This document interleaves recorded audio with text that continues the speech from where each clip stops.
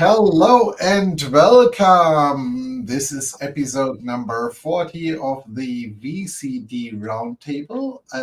This time not from any wonderful hotel. Every one of us is actually at home, except for Sasha. That's why he isn't here today. So we could actually do a home cast and He is at home. That's the reason. his second, third, fourth, whatsoever home. Yes. By the last mails I got from Marriott is like they feel me like a resident, constant resident as well as my feeling. Um, Nevertheless, it's episode number 40. We are nearly 2 weeks ahead of the Explore, but we are not going to cover Explore that much because, at least from what I have heard, there is not that much more different than what we have seen in Vegas is going to happen in Barcelona. I have a few service provider updates, which I'm going to run through at the end so that we can cover first the technical content and people can ignore the legal and other BS stories at the end. So, yeah, let's get started. Matthias, quick intro, and then I think Toby has prepared the topic of the day. Yeah, today me just listening. Most of the time, I assume. So welcome from my side. Looking forward hearing to what Toby's sharing with us today with VCF. I don't think that you will only listen because we have some interesting points to discuss. Yeah. Also, hello and welcome from my side to episode 40. Today, mainly we are talking about what's new in VCF 5.2, but also not only what's new, also having a little bit a look already into the future because it's really interesting to see what features has already been declared as deprecated within the next releases. So also we will have a little bit of a look out into the future. So talking about VCF 9. Yeah, let's start with what's new in VCF 5.2.1. One of the main chapters or one of the main topics this release is getting more and more stability into the product, but also the whole update management or the whole update process has been improved. And one of the key features here is the so-called reduced downtime upgrade support for vCenter, the so-called RDU. Which basically means that the whole update process of our vCenter has been changed in the background. So there is no need that we really do a full update of the vCenter anymore.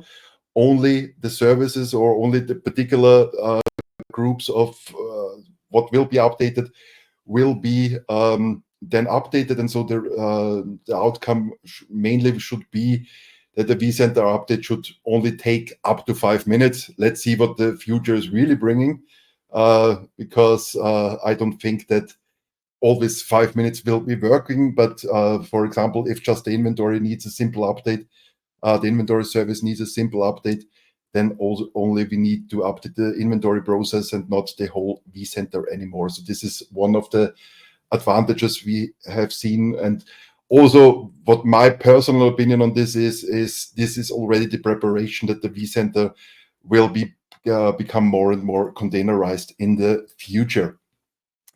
The second thing is really an interesting one, and there I would like to have also the opinion of Matthias and Yves on it.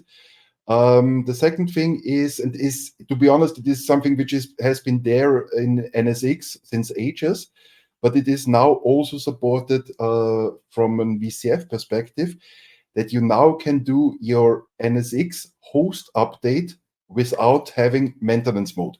But there are some implications on it, because if I just do an in-place upgrade of my NSX install packages of my ESXi hosts, this means that in the time where the old VIPs has been deinstalled and the new VIPs will be installed, that my distributed firewall is not working, my whole networking is not working, because also my distributed router modules and stuff like this are currently not available, which means if you really select to do the update in in-place mode, please be aware that all of your VMs, which are currently running on your ESXi host, there will be a short interruption because the old packages needs to be deinstalled and the new packages needs to be installed. And as mentioned at the beginning, this is something which has been there in NSX, I think, since version 3 something.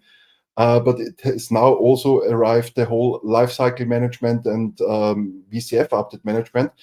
But Matthias, what's your opinion on doing an in-place update of a transport node or of a host transport node in NSX, and what could be a reason for it? This is something which is, from my perspective, more interesting.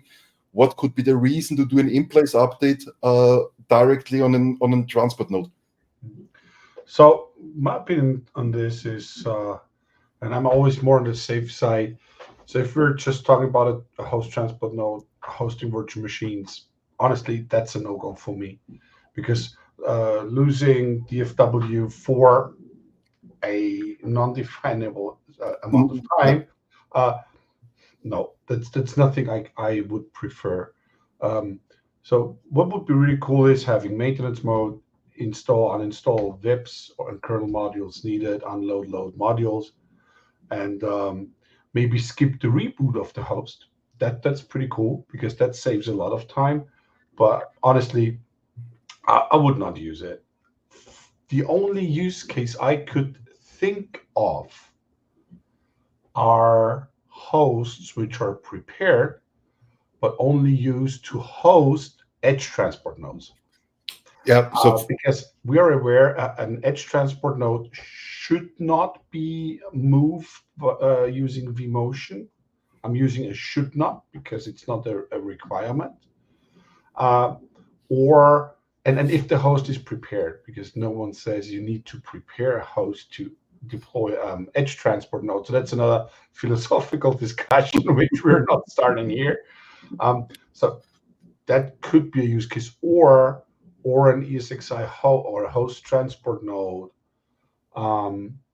which does not participate in DFW, but mainly use routing for the distributed router for a short amount of time, and that might be an even bigger impact.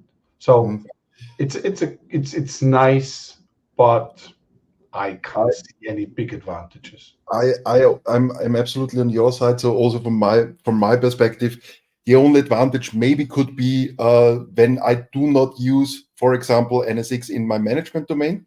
But still, we know, as talking today, the management domain still is prepared for NSX.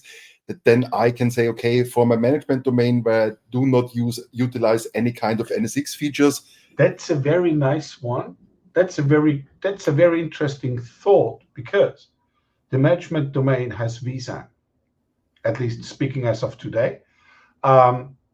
I don't know if it's the same with 521, if vSAN is still the primary storage, but because with vSAN, putting a host into maintenance mode, I'm again on the safe side, and I learned that the hard way, and Eve will smile a lot, and all the folks listening to the podcast can't see Eve smile, because in the past, in the beginnings of vSAN, I start just placing a host into maintenance mode and just use the ensure accessibility option.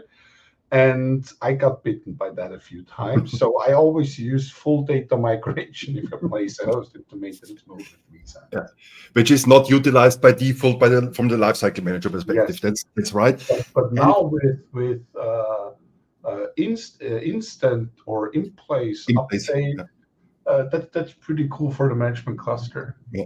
If and you're also not using NSX. Also talking about, I have heard some rumors there are maybe some additional hyperconverged infrastructure vendors on the market available also for them. So for example, talking about solutions from HP, solutions from Cisco, where I have maybe an VM which is providing my storage access, and there also I cannot utilize the full maintenance mode. So these are my only two opinions on that, why it maybe is something which is an advantage to have it now also in VCF 5.2.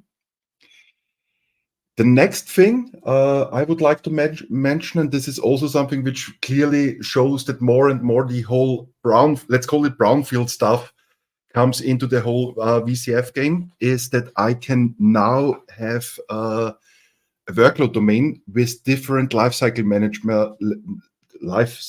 manager images. So, which basically means I can now create a workload domain consisting, for example, of 4 HP hosts and 4 Dell EMC hosts, because I have now the opportunity to select in a workload domain more than one lifecycle management image, which means that more and more of the whole import stuff and brownfield stuff comes into the VCF story. But this is something we are clearly aware.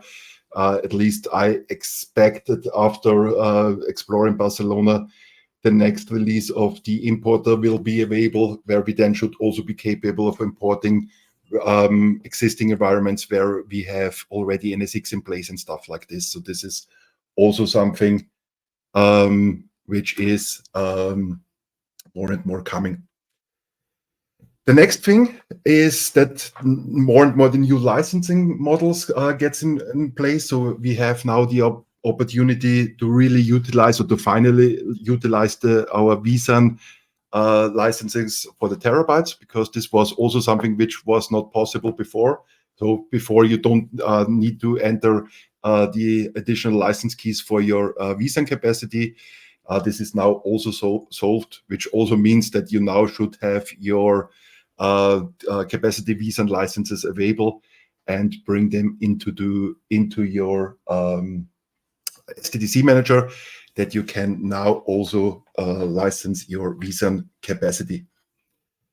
And the last thing, and also there is already a little bit of a lookout into VCF 8, VCF 9. Certificate management and password management has been taken away from the SDDC manager and has been now handed over to the vCenter, so or to the vSphere client, to be honest. So now we will do the whole password management and the certificate management, not anymore in the SDDC manager. We will do it now in the vSphere client.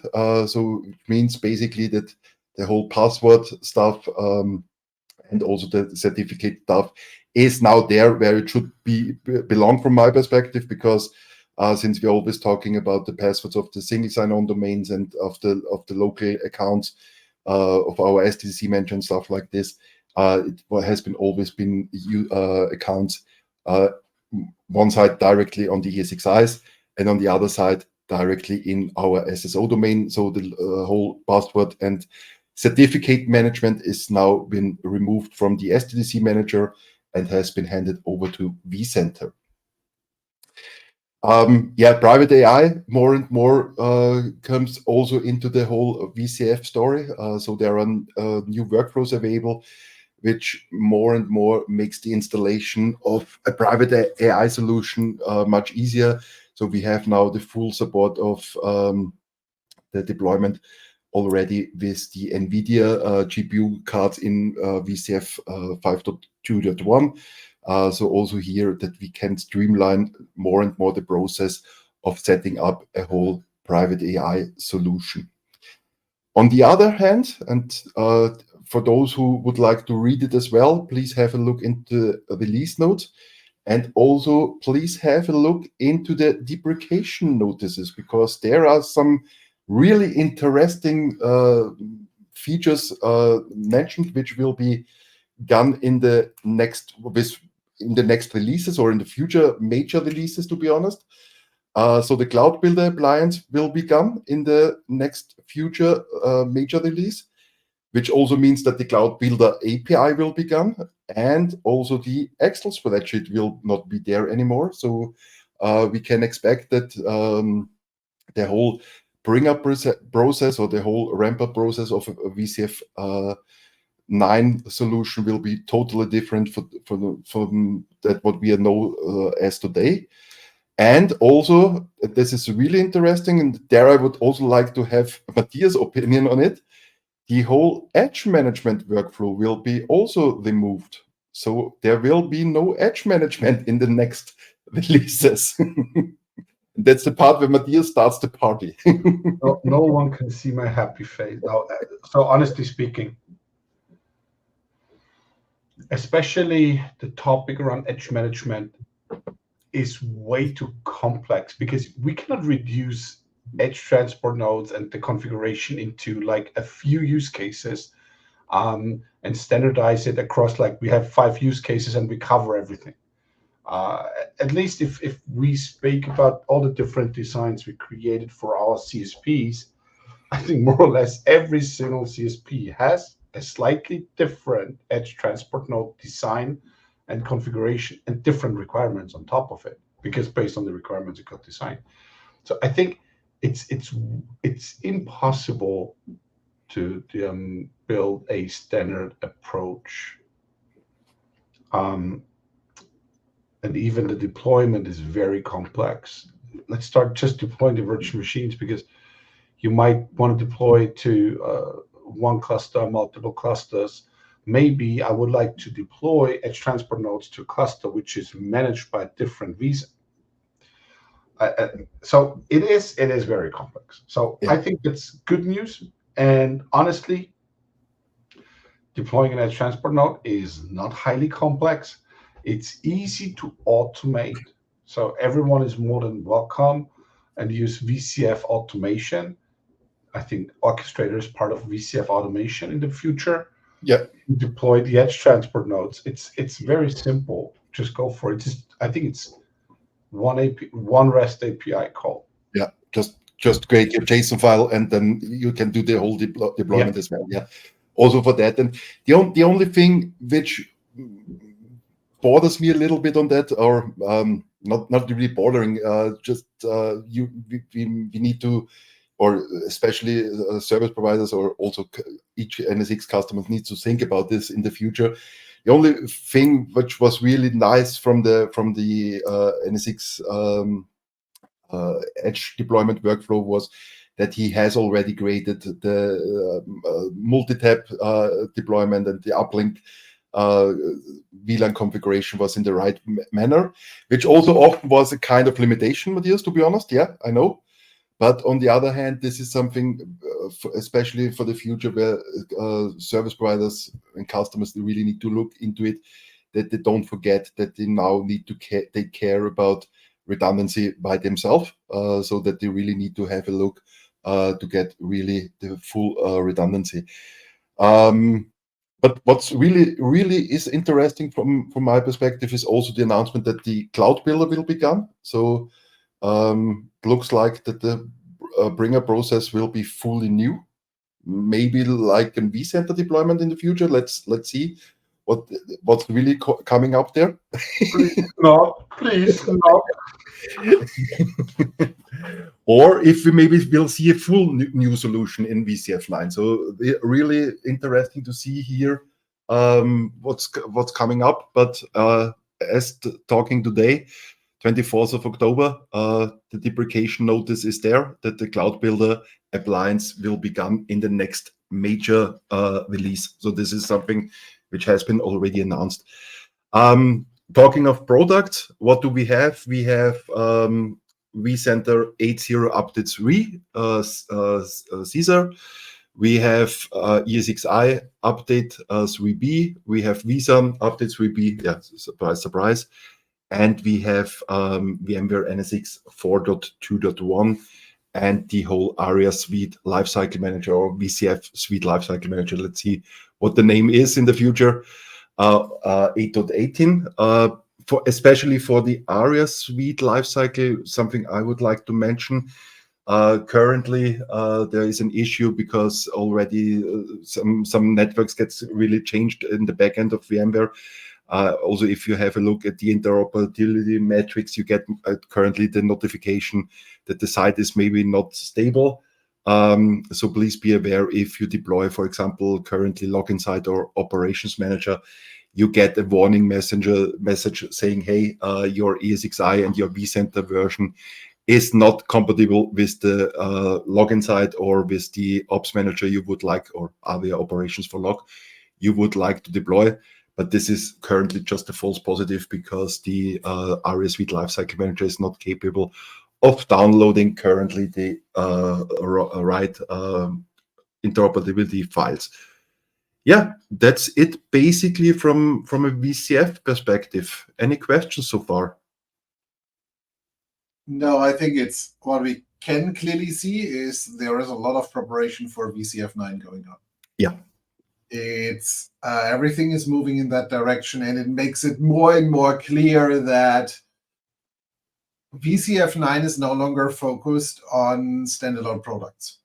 No. Like they are clearly focused on having all of that and combining all of that, and the primary deployment methodology is VCF, period. If you make it work, at least from everything we see currently in preparations and deprecations and everything else, it sounds more like, hey, if you can figure out how to make it work standalone, nice, but we don't care.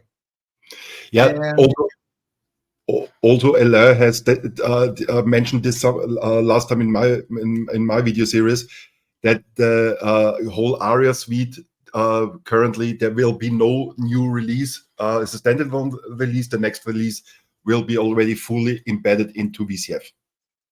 And now I'm just actually speaking something out potentially loud, is I would not be surprised if VCF 9 has at the same point in time a check mark in there which says you can only implement it if you have a subscription license, which actually will mean that Broadcom is going to continue to support the existing vSphere ES6 for the perpetual license customers for the next 2 or 3 years, which they have actually always promised. But none of these customers will have any chance to get into VCF 9 until they are switching their licenses to subscription. And before all the haters come out of the corner, this is something which many other vendors have been doing before. Adobe, Microsoft, just to name 2 very big ones, but you can go through the list of many, many, many others as well. And this is nothing new, that once you are really seriously switching to subscription, you are basically doing that with a major upgrade, and you just say it's like, pooh, this release is just no longer available as with the perpetual license key. Because Broadcom never in any of the announcements clearly said it's like, hey, you can actually continue to do that. They only said it's like, we are going to support, we give you patches, we are going to support new hardware and things like that. But they never said that you get a new product version. And so I would like to add there something. I also would say this is maybe also not the point for just the subscription license. I would also say could be also a point for the VVF license, for example, because also there, if we stay on version 8 and it is still supported. Yeah, but that is the part where I think is like from currently the 4 editions we have. We have the Essentials, we have vSphere Standard, we have VVF and VCF. My feeling is VVF will still be there, but the only way to deploy VVF is actually via the same way as VCF, but you will just not get all the products. So that the upgrade mechanism within the systems is going to be easy. What I would not be surprised is for the other 2, vSphere Essentials and vSphere Standard. I would not be surprised if we have exactly that scenario. 8 point whatsoever is the last version you will get. So and so all of that would actually play into games and solve it. And so let's see how that works. But nevertheless, so all of that is interesting. I think Barcelona is we will see more details around VCF 9. I'm not expecting too many new surprises from a feature or anything else perspective from that way. So I think that should be stable. Let me come to the, let's say, more boring part for the service providers, or I wouldn't call it out boring because it's really serious now. There are 2 dates which have been long on the calendar. And based on the amounts of warning messages coming from the CCMs, from Broadcom, from everybody else, it's like fun time is over. So by the end of this week, which is basically by tomorrow, you need to have your commit contracts, including your license contracts and everything else, signed. So this means you need to have accepted the commit contracts also from your CCM. So don't come up with a crazy idea of submitting them tomorrow, because if there is no one sitting on the other side on the VMware by Broadcom side and actually creating a quote, feeding it back via the CCM and actually getting it back to you, you might be out of luck. What is unclear, which I asked already, but this is a secondary warning which I would give everybody. If you planned to, let's say, upgrade your amount of cores backdated so that you avoid any overusage or anything else, I would make sure that you do that by tomorrow as well, because as far as I understand out of the message, after that, you will not be able to get any backdated licenses anymore. So then you will have to pay for overusage for the months and everything else. So better be sure and better be safe than sorry. Is make sure that you are all up to date, that your licenses are deployed, that you actually have committed and submitted all your additions from a transaction document perspective, etc., so that you are safe. Yes. Have I, since you mentioned the licenses, have I read it in the right manner? You need to replace the licenses. That is the part which is going to come into play by the week after, by the It was the week after. 31st Okay. of October. All licenses need to be replaced. That date was originally the 30th of September. Because they had issues with the license issuing system, they actually delayed the process up until end of October, which is next week. Considering you are using any license key on the 1st of November, which has not been reissued, that license key is not considered under the new terms. So even if you, let's say, committed for 1,000 cores, and Broadcom can identify that you are using one of these keys in there and you are below your 1,000 cores, you will pay overusage for them.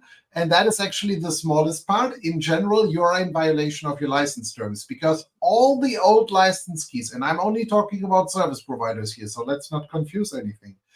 All the old license keys for service providers basically are devaluated by 31st of March. Because at that day, you needed to replace with a new contract. Broadcom basically allowed you, because they didn't have their systems up and running, to actually still use the old keys. And now we are hitting the timeline. From what we have heard from some service providers, we don't know what exactly is the trigger point for it. Some of our service providers who had old keys in some systems still actually even got the license expiration warning by the end of September, which magically switched to end of October. So it seems like that there is a license validation process already in place. Maybe it's done via usage meter, whatever else, we don't have any clue. Doesn't matter, because if you are in compliance, you shouldn't have an issue. But keep in mind, you need to replace your license key by 31st of October. Overusage is actually the smallest thing which can happen to you. Basically, if Broadcom would want to, they can actually audit you. And before now, everybody comes out of the corner and says, like, they need to have something so that they can audit me. No, they don't, because as a service provider, you signed a contract allowing Broadcom with 5 business days notice to do a license audit, and that you would comply with that and actually support that and provide all documentation. And otherwise, there are even the fees defined in the contract. So stop the bullshit of running around and saying it's like Broadcom can't audit you. That's actually not true. You actually signed a contract which actually allows them to audit you. And we are talking about B2B. There is no consumer protection law which is actually going to protect you here. So better be sure that you have replaced all your license keys in all your systems by end of next week, which also means, which some of our customers have actually figured out of some of our white label hosts, is they seem to have also updated something already in NSX and some other systems. It's actually validating if you have the correct amount of cores and everything else. And as a reminder, there is no overusage for add-on licenses. You need to have commit licenses. You cannot actually temporarily have more edge nodes or stuff like that. And it seems like that depending on which version combinations or anything else you have, you cannot even actually get them to work anymore. So be sure that you have all of that in place. Hopefully your host, white label host, has done everything needed for that. If not, chase them up. If you are one of ours and we haven't covered you, as far as I have seen the list, everybody should be done now. But if not, actually ping our support team so that they can make sure that you are covered by next week, because we don't want to have any billing surprises the week after. So all of this is coming. And so that also means on the other side that potentially in Barcelona, we finally have more realistic numbers than in Las Vegas. If the numbers are still as interesting as in Vegas, then I think it's going to be a different story. So that's the licensing and other pieces. So better be sure to prepare that. For all the Pinnacle and Premier partners, you have hopefully seen in the newsletter, you also need to have a certain amount of certified people. As far as I understood, there is a maximum of 6 months. So if at that point in time you don't have enough people certified, which would be somewhere early next year, second quarter next year, if by then you don't have your people certified, you would automatically fall back to become a registered partner, which means even if you are actually a Pinnacle partner at the moment, you would actually be dropped out of the program. You need to actually rebuy your licenses via a white label host and all of these wonderful things. So better be sure that you train your people. Some of these exams are pretty serious in some of these areas. It's not just done with a multiple choice, hey, I'm a sales rep whatsoever scenario. Better be sure to fully understand this. Talk to your CCM, talk to your account manager and everything else. That, however, only affects Premier and Pinnacle partners. You need to get up to speed on these things. Don't wait until last minute. Also, as a reminder, get exam vouchers and everything else from Broadcom. But all of this is limited if you are a Premier partner. Pinnacle partners are a bit more open from a training perspective, but from an exam perspective, they are also limited to a certain amount of parallel exams. So all of these things are going to keep a lot of people busy in the next couple of months. But I would say then we are finally done. So I think it's going to be interesting. There will be an advisory board at Explore Barcelona as well. So I'm looking forward to see who's going to be there from a service provider perspective as well. So hope to see some of you there. We have seen quite a few of our service provider audience already signed up for our Monday evening Comdivision and Friends event at the Hard Rock Cafe. We are over capacity at the moment. So if you are currently registering, you'll actually be put on the wait list. We will send out an email next week to everybody to finally confirm if they are going to show up. That will allow us to open up more spaces, but currently we only have waiting list available, which means we cannot actually guarantee that you can attend. But we will figure something out. We are also going to work with Hard Rock Cafe if they can somehow up the capacity, but it's not necessarily easy for them because the room we have in the basement, at least the room which was currently planned, is at capacity. So that's it. Any other expectations we have out of Explore Barcelona before we call it a day? Not really. Any other news from Matthias? If I say I hope the weather will be fine, it's a bit weird. But honestly, no. Based on what I experienced in Vegas, I just think we have more announcements around VCF 9, more details as Toby already shared. I hope that Hock Tan will continue his appearances and speeches for the communities like he gave in Vegas. I think that's a very good path he started to walk, and I desperately hope that he will continue because that was a really nice experience. And I'm not sharing other secrets publicly right now, but I have some things I'm really looking forward into on Tuesday. Of course, you will be on stage during the keynote. Is that your plan, which you are going to surprise us all on Tuesday? No.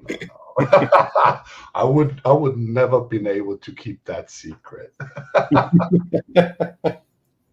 So at least we can already say it's like we know what's not going to be. Yep. Okay. Great. Then I think it was a great episode. I think we are going to, as far as I have heard, are we planning to record one in Barcelona as well? Yes. From the calendar invites, yes. Okay, then that sounds like a plan as well, so that we can keep everybody updated with the latest and greatest from Barcelona. Maybe we need to move a few things still around, but we are going to keep you posted from there. We hope to see many of you at our events during the Explore. Even if you don't make it to the dinner, let us know if you want to meet up somewhere. We are always happy to meet you all in person. And with that being said, have a wonderful remainder of the week. We are going to post this on all the platforms as usual in the next couple of days. And hope to see you soon. Bye. Bye. Bye.